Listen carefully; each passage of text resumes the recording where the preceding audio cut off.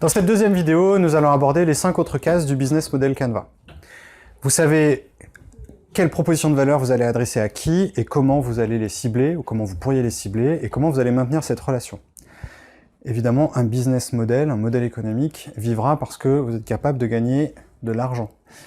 Comment ces personnes vont payer? Combien vont-elles payer? Ont-elles déjà un service équivalent et combien payent-elles actuellement? Est-ce que vous préférez partir sur un modèle de type abonnement ou mettre à disposition votre proposition de valeur de manière gratuite et de faire payer des extensions? Il existe une quantité de modèles économiques possibles, il suffit de s'inspirer de ce qu'on trouve aujourd'hui sur Internet ou dans le monde physique.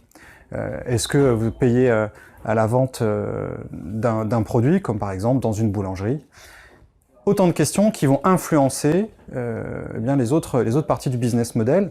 Il va falloir également intégrer quelle est la psychologie de vos segments pour savoir combien est-ce qu'ils sont prêts à payer et d'identifier les parties. Et d'identifier les seuils. La question du revenu et des plafonds est une question épineuse, savoir quel est le bon prix. Pour ça, vous allez le mettre en balance avec l'autre partie du business model Canva, la partie gauche, qui est la partie de l'efficience. Dans cette partie gauche, vous allez trouver tout d'abord les activités à conduire. Quelles sont les grandes activités à mener pour mettre à disposition votre produit à vos segments, pour construire cette proposition de valeur, pour entretenir cette relation client. Peut-être que vous aurez même besoin d'activités pour mettre en place la partie revenu. Si par exemple vous êtes sur un site en ligne, vous aurez peut-être besoin d'une brique de paiement. Toutes ces activités vont nécessiter des ressources. On n'entend par ressources pas spécialement le matériel, mais également aussi des personnes, c'est-à-dire tous les moyens qui vont être nécessaires pour conduire ces activités. Il y a peut-être besoin de compétences, des compétences pour mettre à disposition. Vous avez peut-être besoin de commerciaux, ou des gens de la relation clientèle, peut-être des gens de la prospection, de la téléprospection, des gens du référencement naturel, tout ce qui va être le digital. Bref, de quoi avez-vous besoin pour conduire tout ça?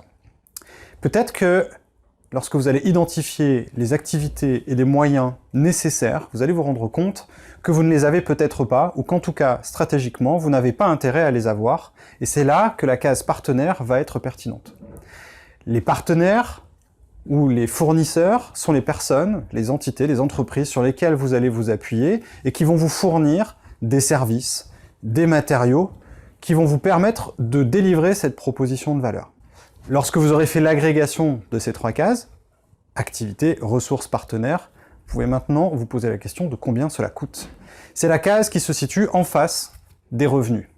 On évitera de parler des revenus liés aux charges de l'entreprise, les charges, les taxes, mais vraiment de se poser la question de quelles sont les dépenses majeures que vous allez engager et qui doivent être mises en balance de votre modèle de revenus et de votre modèle économique. Peut-être que les investissements que vous allez prévoir ne pourront pas être supportés par les revenus que vous prévoyez. Ou peut-être que tout simplement que la taille du marché, malgré les revenus que vous avez identifiés, n'est pas suffisante pour pouvoir couvrir les coûts. On voit bien que quand on arrive à cette dernière case, eh bien c'est l'ensemble du modèle qu'il va falloir questionner, et c'est le bon moment pour mettre en relation chacune des cases avec les autres.